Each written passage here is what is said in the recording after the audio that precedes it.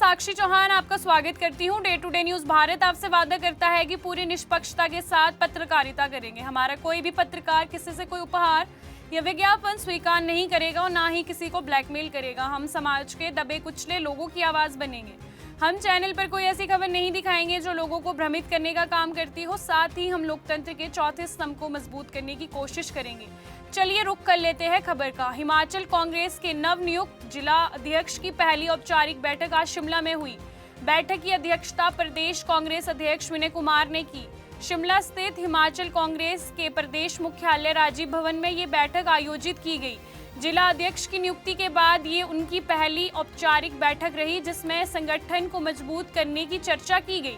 कांग्रेस नेतृत्व ने संकेत दिया कि जल्द ही ब्लॉक स्तर पर नए अध्यक्षों की नियुक्ति की जाएगी। इसके साथ ही प्रदेश, जिला और ब्लॉक स्तर पर कार्यकारिणी के गठन की प्रक्रिया भी शीघ्र पूरी की जाएगी। बैठक में केंद्र सरकार द्वारा मनरेगा योजना से जुड़े नाम परिवर्तन पर भी बात की गई। कांग्रेस ने इस फैसले के विरोध में पंचायत स्तर तक जन जागरण अभियान चलाने का फैसला किया। प्रदेश कांग्रेस अध्यक्ष विनय कुमार ने कहा कि एनडीए सरकार लगातार नाम बदलने की राजनीति कर रही है। उन्होंने कहा कि राष्ट्रपिता महात्मा गांधी का नाम भी एक अहम योजना से हटाया जा रहा है जो दुर्भाग्यपूर्ण है। विनय कुमार ने कहा कि मनरेगा योजना का मकसद गरीबों को 100 दिन का रोजगार देना था, लेकिन मौजूदा सरकार ने रोजगार की गारंटी कमजोर की है। उन्होंने कहा कि भविष्य में गांधी जी के नाम और तस्वीर को अन्य प्रतीकों से हटाने की कोशिश की जा सकती है। जिला अध्यक्षों की ये पहली बैठक है पीसीसी में, क्योंकि अभी रिसेंटली इनकी नियुक्ति हुई है सभी लोगों की, और हमने पहली बैठक आज इसलिए बुलाई है कि जो मनरेगा में केंद्र सरकार ने चेंजेस किए हैं, जो मनरेगा को तोड़ मरोड़ के पेश किया है, उसके खिलाफ हम पूरे प्रदेश में आंदोलन करेंगे। और ये आंदोलन हमारे डिस्ट्रिक्ट प्रेसिडेंट्स सभी ब्लॉकों में करेंगे और ब्लॉक्स आगे पंचायतों में करेंगे।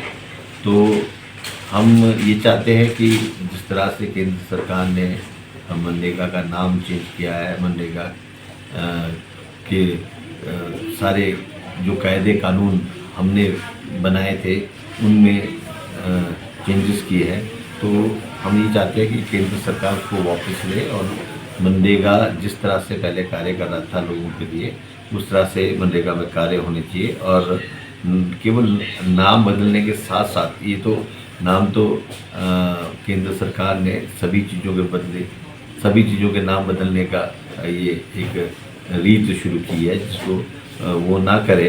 हम ये चाहते हैं कि जो लोगों का अधिकार है वो लोगों को मिलना चाहिए। और 100 दिन की गारंटी कांग्रेस पार्टी की सरकार ने शोषित वर्ग को, पिछड़ा वर्ग को दी थी, जिससे लोगों का जो जीवन है वो अच्छे से चलता था और गांव में लोग अच्छे से रहते थे। और सबसे बड़ा जो कार्य पूरे देश में हुआ था वो पलायन था। लोग एक जगह से दूसरी जगह कार्य करने के लिए जाते थे, वो प्लान रोकना हमारा उद्देश्य था। तो प्लान रुका है उससे।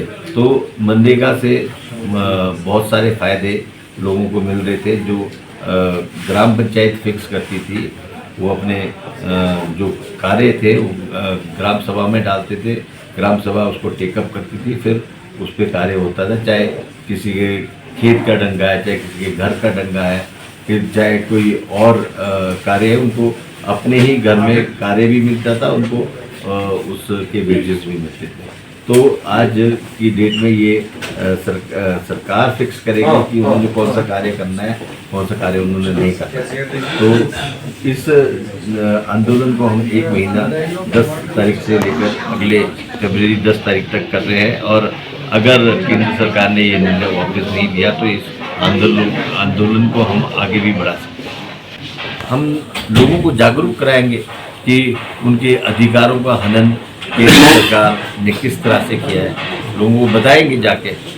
और हर जगह आंदोलन इस चीज़ का करेंगे कि हम आज गरीब लोगों के साथ, शोषित वर्ग के साथ खड़े हैं। कांग्रेस पार्टी खड़ी है और हमेशा खड़ी रही है ऑलवेज। तो हम नहीं देख सकते कि उनके अधिकारों का हनन हो रहा है। मुझे पूरा शक है कि आज गांधी जी का नाम बापू जो हमारे राष्ट्रपिता है उनका नाम आज मनरेगा से हटाया है।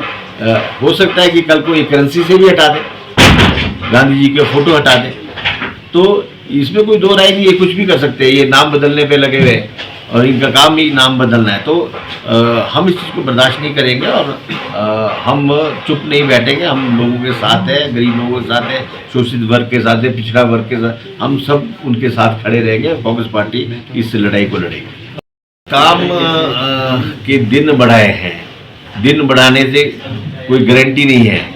गारंटी हमने गारंटी दी थी 100 दिन की, वो भी 125 दिन की गारंटी दे, क्यों नहीं दी उन्होंने गारंटी? और अगर उन्होंने अमेंडमेंट करनी थी तो उस बिल को डिस्कशन के लिए क्यों नहीं लाया गया, क्यों नहीं उसमें ऑपोजिशन की पार्टिसिपेशन थी?